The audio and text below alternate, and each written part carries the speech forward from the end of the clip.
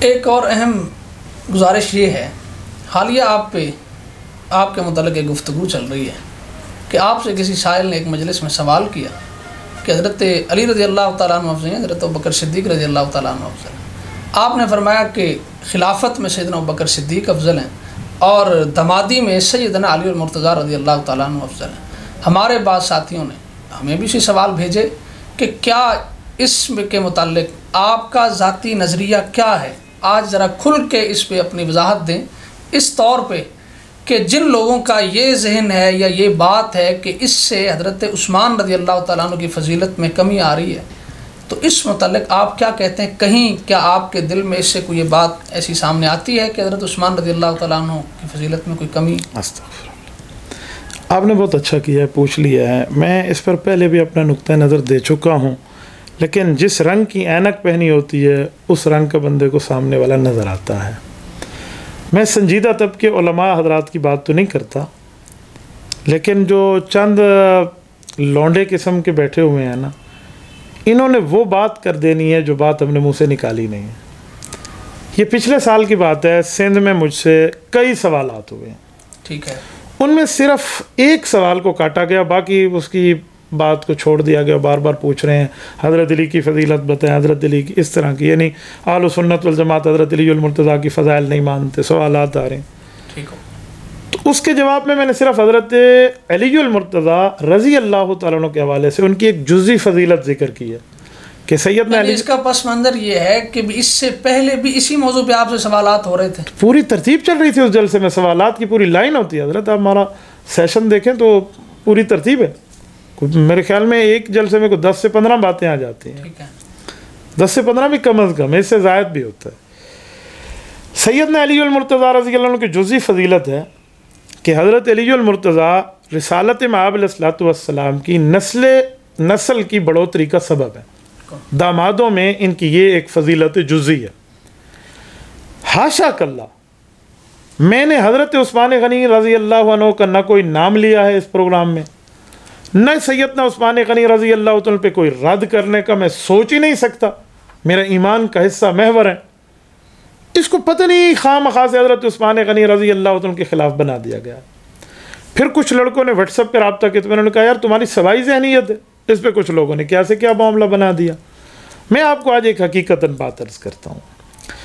مولانا آپ دیکھیں، امت مسلمہ اس بات کی قائل ہے کہ سب سے بڑا درجہ اس کائنات میں اللہ تعالیٰ کی انبیاء کرام کا ہے، بالکل، انبیاء کرام کے بعد انبیاء کے صحابہ کا ہے، اور تمام انبیاء کے صحابہ میں ہمارے پاک پیغمبر صلی اللہ علیہ وسلم کے صحابہ اس دھرتی پہ سب سے افضل ہیں انبیاء کے بعد، اور حضرت ابوبکر صدیق رضی اللہ عنہ افضل البشر بعد الانبیاء، ان کا تو کوئی مقابلہ ہی نہیں ہے۔ تو ایک عام مسلمان کیا سوچ سکتا ہے کہ میں حضرت صدیق اکبر رضی اللہ تعالیٰ عنہ پہ کسی اور کو فضیلت دوں؟ حضرت ابوبکر صدیق کو، حضرت عمر، حضرت عثمان، سیدنا علی، سیدنا حسنین سمیت صحابہ کرام تمامی، اہل بیت عظام تمامی رضوان اللہ علیہم اجمعین ان کو اپنا امام مانتے، تو وہ ان کا رتبے میں سب سے اعلیٰ، سب سے اشرف کون کہہ سکتا ہے؟ اہل سنت والجماعت کا یہ نظریہ ہے کہ انبیاء کرام کے بعد صحابہ افضل ہیں، صحابہ میں خلفائے راشدین افضل ہیں، اور ترتیب حضرت ابوبکر، حضرت عمر، حضرت عثمان، حضرت علی رضی اللہ عنہ، اسی ترتیب پر، یہ ترتیب خلافت، یہی ترتیب فضیلت، یہی ترتیب درجات، اس پر تو کوئی بات نہیں ہے۔ اس کے بعد عشرہ مبشرہ افضل ہیں، ٹھیک ہے، ان کے بعد اصحاب بدر افضل ہیں، ان کے بعد اصحاب احد افضل ہیں، ان کے بعد اصحاب شجرہ افضل ہیں، اور ان کے بعد جو ہیں مہاجرین و انصار سے پہلے اصحاب قبلتین، جنہوں نے اس طرف بھی منہ کر کے نماز پڑھی رسالت مآب علیہ السلام کے ساتھ، اس طرف بھی، وہ افضل ہیں، اور ان کے بعد مہاجرین و انصار میں سبقت لانے والے والسابقون الاولون من المہاجرین والانصار، سورۃ نمبر 9 سورۃ توبہ آیت نمبر 111 پارے کا پہلا صفحہ، ان کی فضیلت ہے۔ اس کے بعد پھر عام صحابہ کرام ہیں مہاجرین و انصار کے بعد۔ تو کون ایسا بے وقوف شخص ہوگا جو حضرت عثمان غنی رضی اللہ تعالیٰ عنہ کی فضیلت کی کمی کی بات کرے؟ یار بے وقوف بھی چھوڑیں، میں اس کو ایمان سے فارغ سمجھتا ہوں جو سیدنا عثمان غنی کے بارے میں ایسی بات کرے۔ جب عام بندے کے لیے میں نہیں سمجھتا تو میرے لیے کیوں سمجھا جاتا ہے؟ میرا آج بھی نظریہ ہے، حضرت عثمان ذو النورین رضی اللہ تعالیٰ عنہ حضرت علی المرتضیٰ رضی اللہ تعالیٰ عنہ سے پہلے خلیفہ ہیں، اور ان کا رتبہ اسلام میں تیسرے نمبر پر ہے، چوتھے نمبر پہ سیدنا علی المرتضیٰ ہے۔ ایک جزئی فضیلت ہے حضرت علی المرتضیٰ کی کہ ان سے نسل پیغمبر چلی ہے۔ دیکھیں حضرت علی المرتضیٰ کی اس چھوٹی فضیلت میں کوئی صحابی بھی شریک نہیں ہے، اس چھوٹی فضیلت کے حد تک کوئی اہل بیت میں بھی شریک نہیں ہے، اتنا بڑا رتبہ ہے حضرت علی کا۔ لیکن اس رتبے کا یہ مطلب نہیں ہے کہ حضرت عثمان غنی کا رتبہ ہم نے کم کر لیا، ان کا رتبہ مکمل ہے، محکم ہے، اپنی جگہ موجود ہے اور ان سے اعلیٰ اور افضل ہے۔ اور اگر دامادی میں اس طرح بات کریں کہ رسالت مآب علیہ الصلوۃ والسلام کی بنات طیبات کے رشتے ہوئے ہیں، تو حضور پاک علیہ الصلوۃ والسلام کی 4 بنات ہیں اور 4 بنات میں 3 داماد ہیں۔ حضرت ابو العاص رضی اللہ عنہ پہلے داماد ہیں، ان کو حضرت زینب ملی ہیں، ان کا اپنی جگہ رتبہ مسلم ہے۔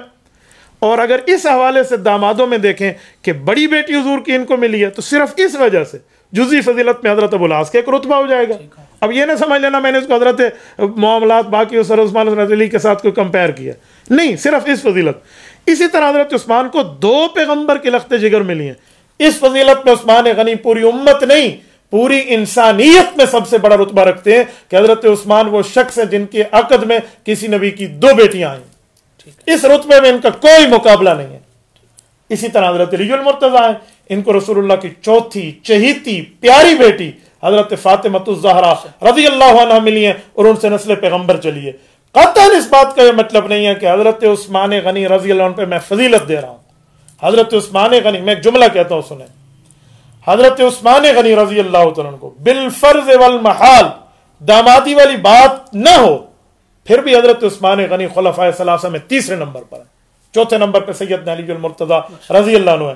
لیکن سیدنا علی المرتضیٰ کی اس چھوٹی سی جزئی فضیلت جو ہے، چھوٹی میں اس لیے کہہ رہا ہوں سمجھانے کے لیے، مطلب بہت بڑی فضیلت ہے، اس فضیلت کو بیان کرنا، اس کو کس نے حضرت عثمان پہ رد قرار دے دیا؟ یہ کون سی لابی ہے؟ اس کی تحقیق نہیں ہوتی جب میں حضرت عثمان غنی کا نام نہیں لے رہا، میں چند بے وقوف دماغوں کے سوالات کے جوابات دے رہا ہوں، اور وہ میری پوری کلپ میں سے صرف اپنا سوال کاٹتے ہیں اور اس میں کہتے ہیں سوال ایسے ہوا، جواب ایسے ہوا، اور بے وقوفوں اس سے کتنی پرچیاں آئیں اس ٹائم، اس سے کتنے سوالات ہوئے تم نے دیکھے۔ اور دوسری بات، کچھ لوگ ہمیں حضرت ابوبکر صدیق رضی اللہ عنہ کو گستاخ کہہ رہے ہیں، کچھ حضرت عثمان کا گستاخ کہہ رہے ہیں۔ مجھے ان لونڈوں لپاڑوں کی اس باتوں سے کوئی غرض نہیں ہے، میں ان کو اپنے مقام پہ رکھنا جانتا ہوں، لیکن مسئلہ یہ ہے کہ ان کی اس بات کے پیچھے کون ہے؟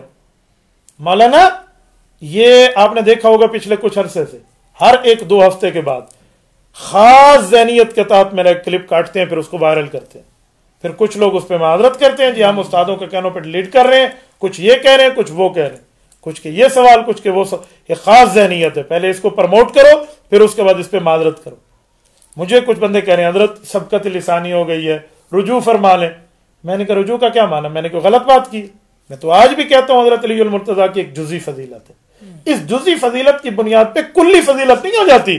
کل میں سب سے افضل حضرت ابو بکر، پھر حضرت عمر، پھر حضرت عثمان، پھر سیدنا علی رضی اللہ عنہ۔